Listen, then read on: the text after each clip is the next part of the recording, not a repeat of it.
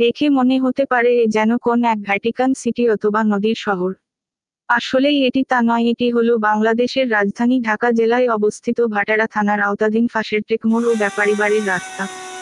বর্তমান পারাপারের সুবিধার জন্য যানবাহনের সাথে ব্যবহার করা হচ্ছে নৌকা।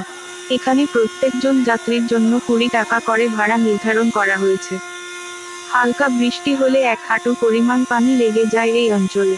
এই পাশের টেকো ব্যাপারী বাড়ির অঞ্চলে হাজার হাজার মানুষের বসবাস।